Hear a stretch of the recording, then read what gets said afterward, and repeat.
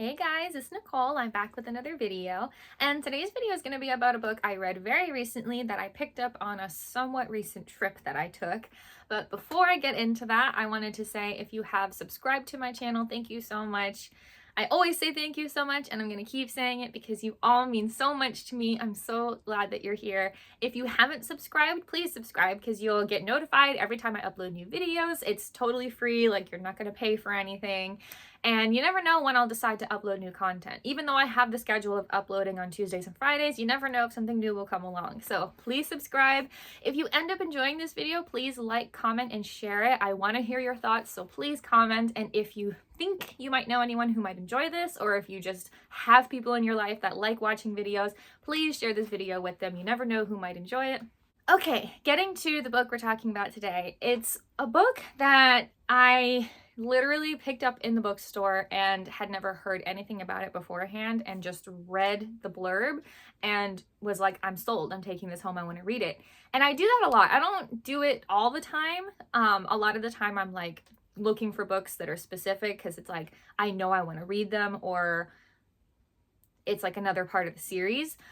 But there are a lot of times that one of my favorite things to do is to go into a library or a bookstore and just browse. I like to just see what catches my eye. Usually it's the title, because when you're looking at books like on a bookshelf, all that's sticking out is the side that has the title on it.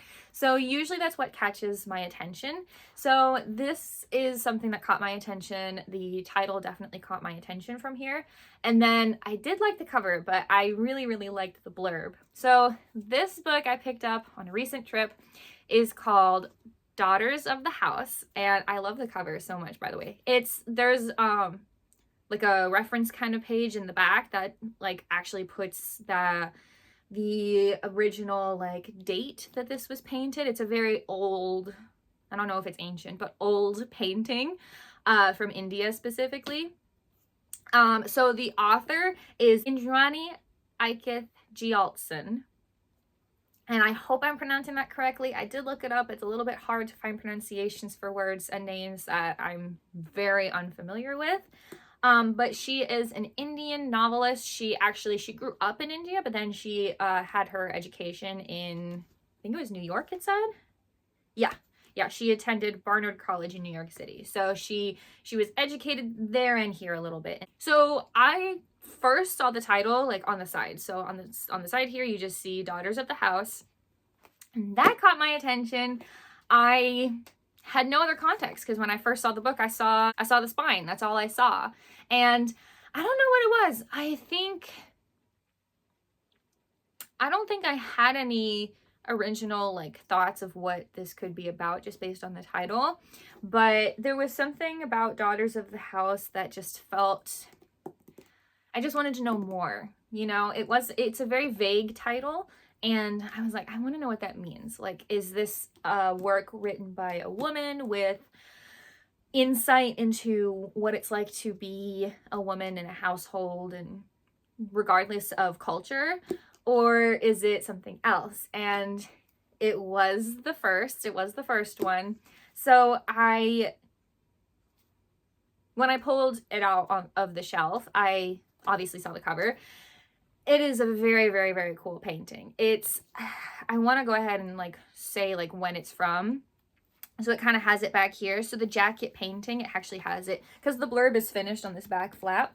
And at the bottom, it says jacket painting. The painting is called Group of Women from South India circa 1540. Oh, and there's even a location, Lipakshi Temple. I hope I'm pronouncing that correctly. And the painting was photographed by Maurice Babby, Artefat Paris.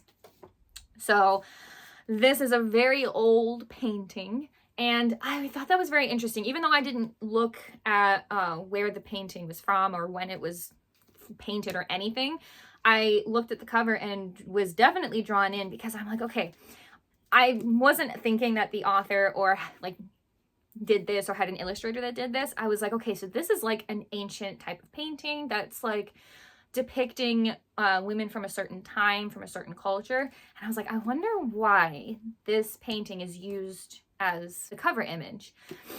So that kind of drew me in. I love looking at art, all forms of art. I think it's so important to expose yourself to all kinds of art from all kinds of cultures. And so already I was pretty invested in this cover. So I didn't know anything else about the writer or about the painting or about anything else. So I'm going to go ahead and read the blurb and then get into a little bit more of why I took this home. So it's a little bit of a long blurb, so bear with me. In her knowing and beautifully written first novel, Indrani Aikith Gyaltsen transports us to rural India, where 4 extraordinary women confront their fates as a family and as individuals. Self-sufficient, suspicious of their neighbors in general, and men in particular, the Panditji women, and I hope I'm pronouncing that correctly, have always relied on their loyalty to one another, until one of them changes the rules. The tumult in their inner lives that follows is laid bare by Aikith Gyaltsen's lushly descriptive prose and her keen insight into the human heart. So it's a little bit of an insight, and then we really get into the blurb. This is what the book is actually about. It should have been a day for celebrating.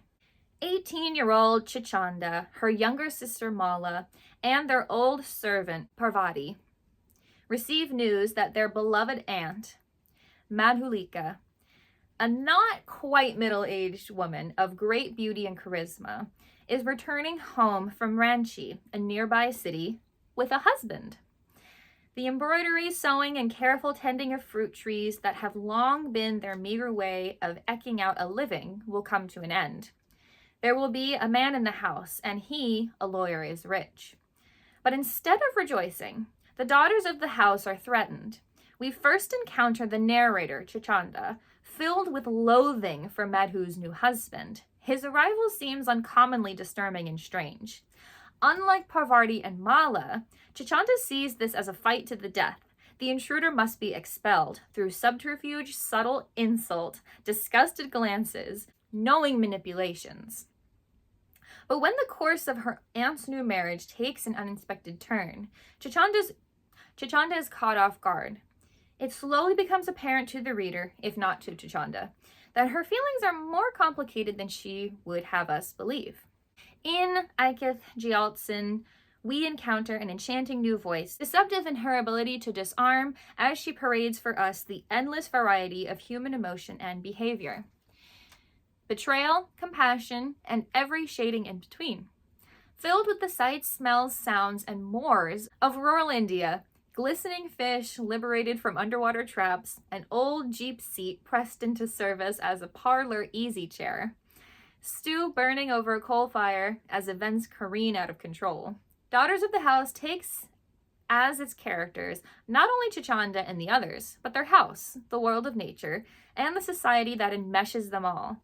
And borne along Aikith Gyaltsen's beguiling language, we come to know and experience their world, unlike any we have ever seen. So it's a good blurb. Kind of has a little bit of like review quotes, except they're not quotes. They're just part of the blurb in the folds.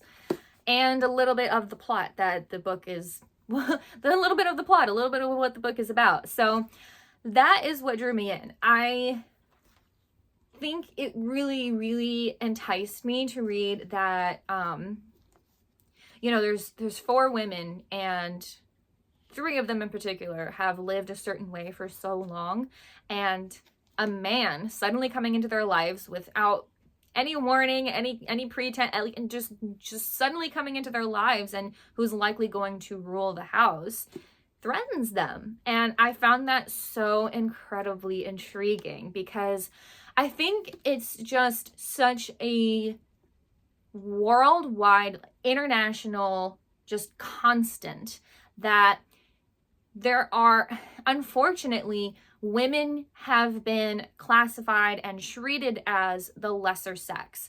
And so when it comes to women who have carved out their own little like place in the world, their own little way of living and, you know, surviving and even just partially enjoying life, is because most of the time you're just surviving.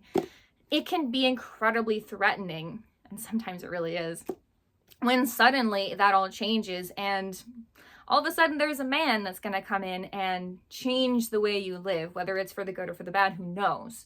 So I thought that was incredibly thought-provoking, because I'm like, I feel that this is so universal. This concept of women surviving and sometimes even thriving on their own, building a community, and a man comes in and threatens to change that. And who knows if it'll be good or bad.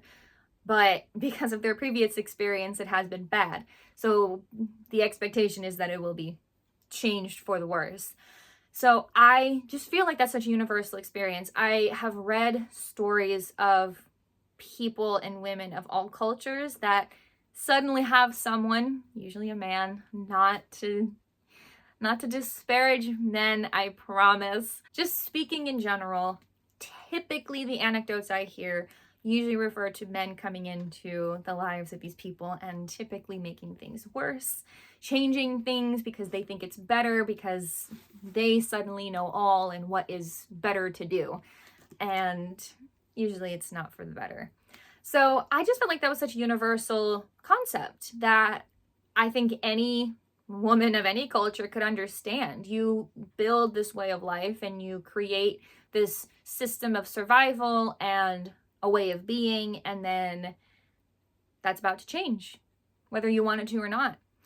So I think that's what really drew me in, and that's really why I wanted to read this book. And I love reading books from other perspectives and other cultures. I feel like it's not the healthiest to just read things from people that are kind of like you. It definitely gets you into it, and don't get me wrong, I love reading books of like white women that just write books and they just live in America writing books about things that I love. Don't get me wrong.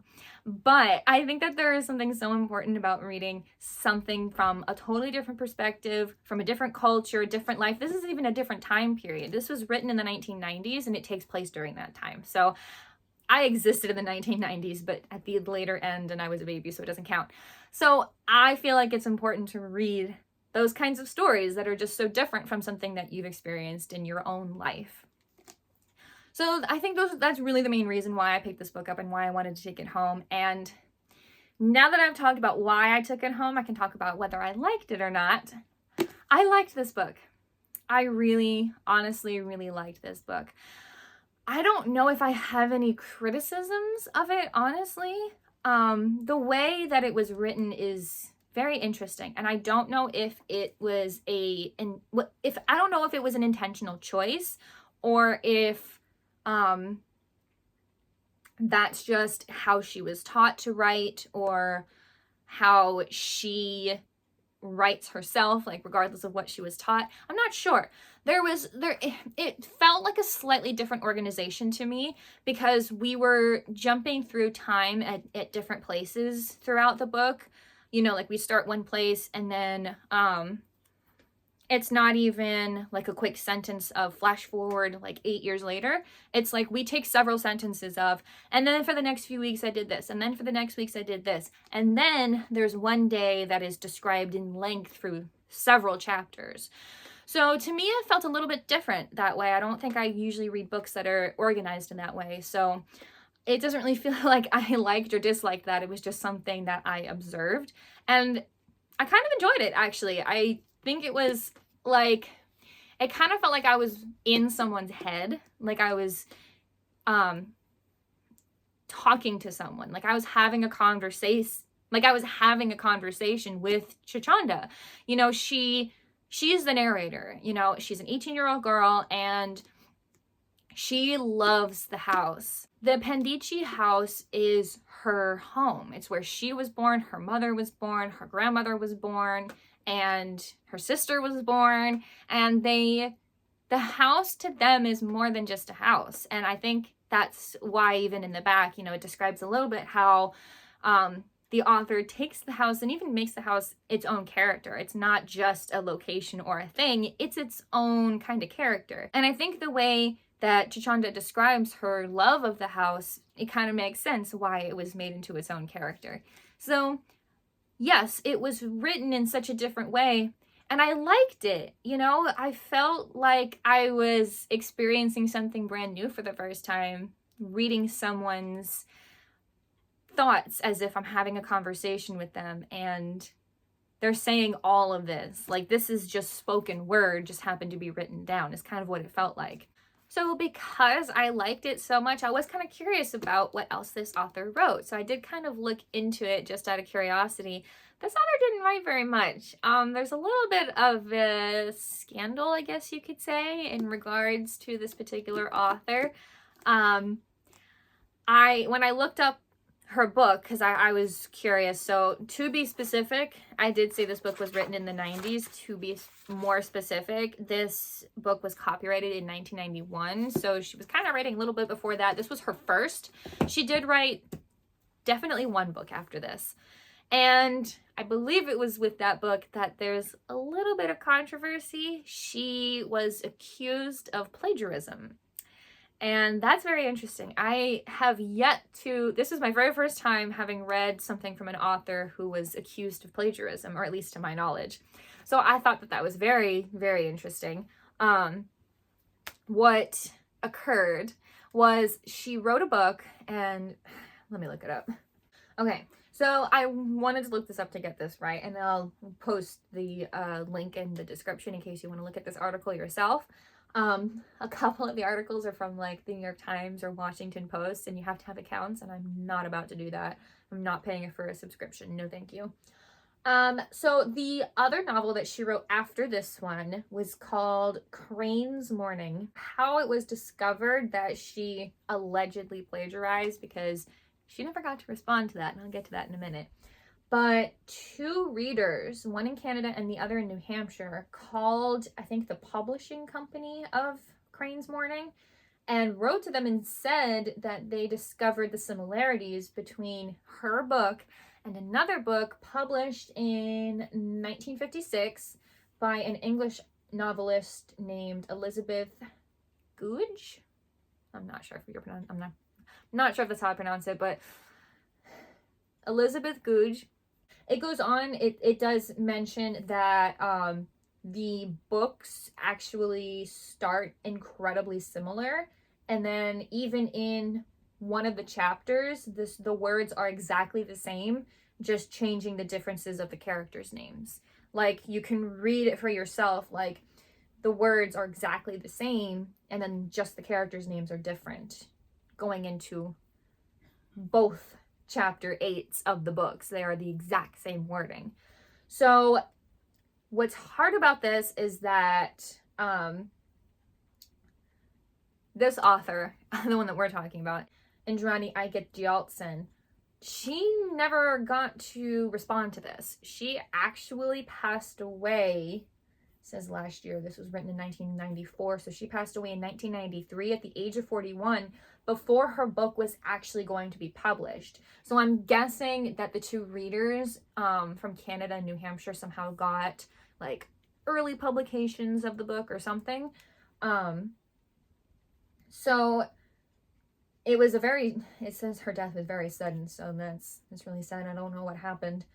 But, you know, her literary agent said she might not have known that Elizabeth Goudge was as famous as she was 40 years ago. The only explanation I can think of was that she thought she had found an obscure out-of-print book. So it sounds like the literary agent believes she did do it on purpose, like she found the book and decided that it was perfect for hers and took what she wanted to out of it and hoped nobody would notice. But who knows? We don't actually know the full story because our author passed away before she could actually respond to these allegations. So I just thought that was incredibly interesting. Do with that information as you wish. I still enjoyed this book. I have not read or even looked into reading Crane's Morning. I don't know if you can still find it. I wonder if they still published it, if it was plagiarized. That I don't know. But Oh, by the way, the book that the alleged plagiarism is from is called The Rosemary Tree, in case anyone wants to look that up, by Elizabeth Goudge, Goudge. So, a little bit of interesting information there. I don't know what happened, but I think that this was a really good book, personally. It felt original to me. It felt very real and authentic, so I don't know what to think about the book that she went to do after this, Crane's Morning. But yeah, just a little bit of information there. I am going to go ahead and read the first page of this book just to give a little bit of an a little bit of a taste of what the book may sound like if you decide to read it. I think it was really good. I can't say anything to the plagiarism allegations, especially because this is a different book. This is her first book. So the chapters are pretty simple, just chapter 1, and then there goes the text. So I'm just going to read the first page. I'm not going to go any further. Mala couldn't see them, I'm sure of that, and she's nearsighted besides. With her feet carefully planted at least a yard from the edge and her hands rubbing together, she wagged her head and screwed up her eyes in a tremendous effort to seem interested, murmuring in the way she always did. Do you think so, Chachanda? Do you think so? I didn't think anything. I have eyes in my head, and I saw them very well, both of them, down at the bottom of the pond that the coal sluggishly makes, under the netting of the trap. A long, tapering one lying perfectly still, its nose at the mouth of the trap, and a round one, swimming frantically against the sides of the net, its silver scales gleaming. Uncle Katla and Aunt Rui, the latter big enough not to go down the gullet of the former, but still considerably nervous of his proximity. As for the trap, I recognized it too by its size and the shape of its meshes. Only Wagner himself had one like that. And since his little gray dinghy came sculling around the river these holiday mornings, it would be just as well to act quickly if I wanted to eat a decent meal and spare him a fit of apoplexy. So obviously, the two sisters are down at the river, and the oldest one, Chachanda, our narrator, has spotted a couple of fish in a trap that is not theirs. So yeah, that's kind of what it sounds like. At first, it seems like it's just going to be a sweet little story about two sisters, or maybe a young, adult. She's 18. She's just becoming a young adult. But then it gets into some very serious drama, as we talk about in the blurb, mostly regarding her aunt and the new husband she brings home. So it's really good. I really, really enjoyed this. I think I could read it again if I ever wanted to reread this book. I think I easily could. I could see myself in a couple of years going, I haven't read that book in so long. I kind of want to reread it. So I enjoyed it. I think if this sounds like of any interest to you, I think you should give it a shot. It was such a good read for me, and it's pretty short. Like, honestly, I read it in like a couple of days. It did not take very long to read. So that's all I really have to say. Like, generally, I am going to give a little bit of spoilers, a little bit of more insight into some other things that happened in the book that are definitely spoiler related. So if you don't want any spoilers, now is the time to close out the video. And if you're leaving, thank you so much for watching. But just getting into, there's really one spoiler I wanted to get into that I found incredibly interesting in this book. So part of the drama that comes along with Chachanda is she gets, I guess, romantically, but mostly sexually involved with her new uncle, Pratap. And the incest is not really like the huge problem. Obviously, like, they're not blood related. Still weird, because that's your new uncle. The bigger problems is, one, affair. Like, your aunt is sick and in bed. That's a whole other thing. And he's also in his mid-40s, and Chachanda's 18. So the narrator, Chachanda, does kind of go into that. She kind of describes how she feels way too young for this, and she even describes in just such vivid detail the incredible difference and loss she feels when she loses her virginity to him. And I feel like what was so enticing to me about this book and why I could read it again was how real it felt, that Chanda had such a hard time putting words to her emotions as she went through this affair with Pratap. He was the adult here. You know, she was almost 18. For most of the book, she's 17.